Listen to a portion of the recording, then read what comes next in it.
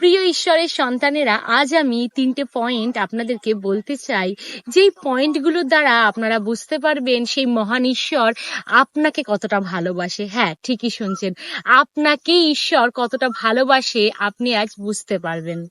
যখন শয়তান আপনাকে বলে আপনি গরিব, আপনি ঋণের দায়ে ডুবে আছেন, আর হয়তো বেরোতে পারবেন না, আপনার কাছে একটা পয়সাও নেই, আপনি তখন শয়তানকে পবিত্র বাক্য দ্বারা বলুন, গীতসংহিতা 23 পদেতে লেখা আছে, সদাপ্রভু আমার পালক, আমার অভাব হইবে না।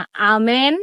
নাম্বার 2, যখন শয়তান আপনাকে বলে আপনার ভবিষ্যৎ অন্ধকার, আপনি যে চাকরি করতেন সেই চাকরিও হারিয়েছেন, যখন কেউ আপনাকে বলে যে কই বয়স তো অনেক হলো, এখনো তো একটা চাকরি জোটাতে পারলি না, আপনি তখন ঈশ্বরের বাক্য দ্বারা শয়তানকে বলুন, জিরোমিও 29:11 পদ ঈশ্বরের বাক্য বলছেন, সদাপ্রভু এই কথা কহেন, তোমার জন্য কৃত পরিকল্পনার কথা আমি জানি, তা হলো তোমাদের সমৃদ্ধির পরিকল্পনা, তোমাদের ক্ষতি করার জন্য নয়, তোমাদের এক আশা ও ভবিষ্যৎ মঙ্গল দানের পরিকল্পনা। আমেন।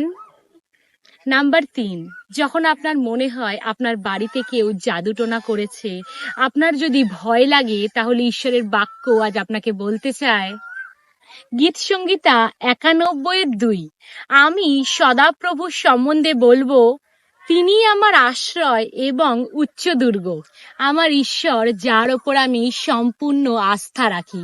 তাই আজ আমি বলতে চাই, প্রিয় ঈশ্বরের সন্তানেরা, আপনি বিশ্বাস করেছেন সেই মহান ঈশ্বরই আপনার বাসস্থান, সেই কারণেই আপনার কোনো সর্বনাশ হবে না, আপনার বাড়ির উপর কোনো আঘাত আসবে না সেই যিশু নামেতে, কারণ আপনি সেই মহান ঈশ্বরকে বিশ্বাস করেছেন।